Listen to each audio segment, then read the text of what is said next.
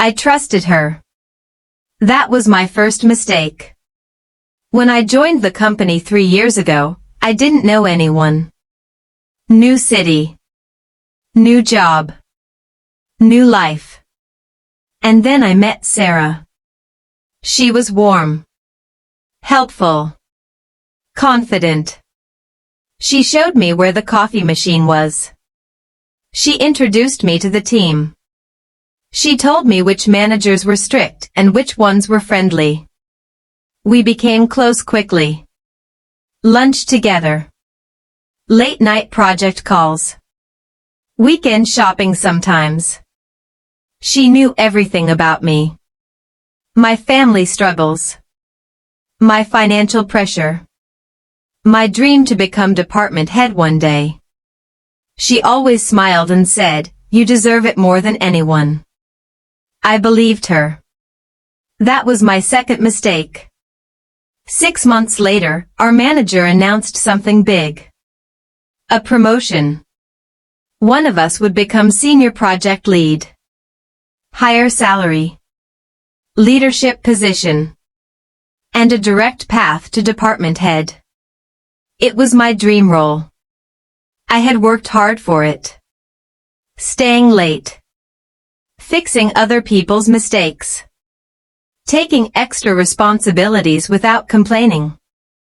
Sarah congratulated me in advance. "You're definitely getting it," she said. But something changed after that announcement. She started asking more questions. Detailed ones. "What strategy are you presenting? How are you planning to impress the director? Can you share your slides? Just to review?" I thought she was helping. So I shared everything. Every idea. Every data sheet. Every strategy plan. 1 week later, the presentation day arrived. I went into the conference room confident. But when Sarah started her presentation, my heart stopped. She was presenting my ideas. Not similar. Exactly the same. Same structure. Same analysis. Same future growth model. Even the example case study I had created.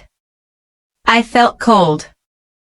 I kept telling myself maybe it was coincidence. But it wasn't. Because she even used the same mistake I had accidentally written in one of my drafts. Word for word. She avoided looking at me during her presentation. When my turn came, my ideas sounded repeated. Unoriginal. The director looked confused. "Why are both of you presenting identical strategies?" he asked. Sarah answered first. "Maybe we just think alike," she said sweetly. The room laughed lightly. I couldn't speak. I felt humiliated. Small. Stupid. The promotion results came the next day.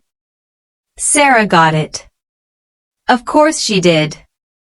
She had presented first. She looked like the original thinker. I looked like the copycat. That evening, she hugged me. "I'm so sorry," she whispered. I guess timing matters. Timing. I went home and cried that night. Not because I lost the promotion, but because I lost a friend. I replayed every conversation in my head. Every file I had shared. Every voice note I had sent explaining my ideas. And then something inside me changed. Not anger. Clarity. The next morning, I didn't confront her. I didn't accuse her. Instead, I started observing. Carefully. I noticed she often forwarded confidential files to her personal email. I noticed she took credit for team members' work in meetings. I noticed she exaggerated her contributions in reports. I stayed silent. But I started documenting everything. Screenshots. email timestamps, file history logs. Because here is something important. Revenge without proof is just noise. But revenge with proof is power. 3 months passed. Sarah enjoyed her promotion. She started acting different.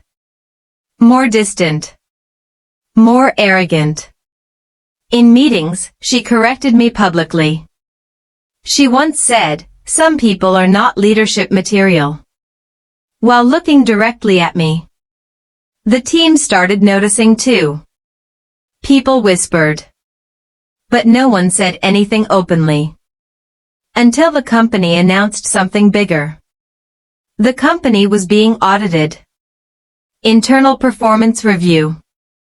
Leadership evaluation. And senior project leads would be examined first. That was when I saw my opportunity.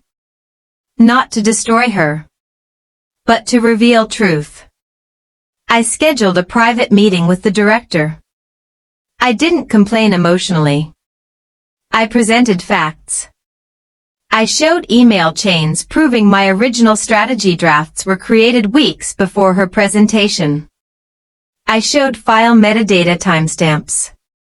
I showed screenshots of her forwarding confidential data to herself.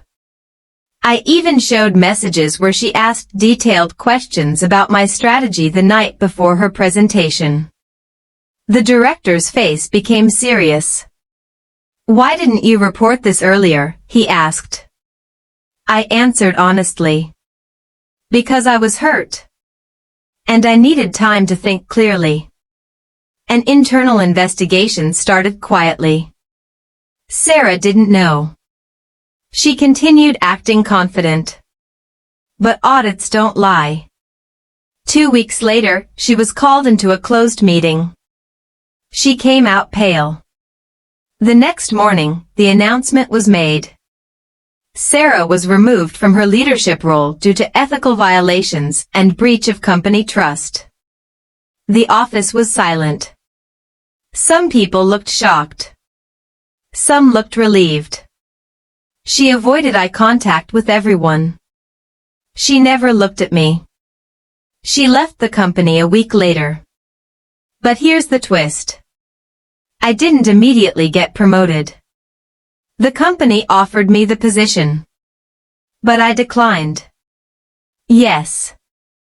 I declined. The director looked surprised.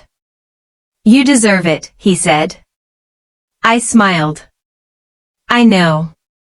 But I want something else." During those 3 months of silence, I had been building something. My own consulting portfolio. Freelance clients. Private contracts. I realized something powerful. I didn't want to win inside a system that rewarded betrayal. I wanted independence. 3 months later, I resigned. Not angrily. Confidently. I started my own small consulting firm. It wasn't easy. There were nights I doubted myself. But there was peace. No fake friendships. No office politics. Just skill and results. 1 year later, something unexpected happened. My company was hired by my old workplace for an external strategy project. Yes. The same company. I walked into that building again. Not as an employee. As a consultant. Senior managers greeted me with respect. The director shook my hand firmly. "Good to see you again," he said. And in that moment, I understood something. Betrayal hurts. But it can also redirect you to something bigger. Sarah tried to steal my ideas. But she accidentally gave me something better. Freedom. Strength. And clarity about who I am. The greatest revenge wasn't exposing her. It was outgrowing her. Because when someone betrays you, you have 2 choices. Break down. Or build up. I chose to build. And I took back everything. Not by screaming. Not by fighting. But by proving my value in a way no one could steal.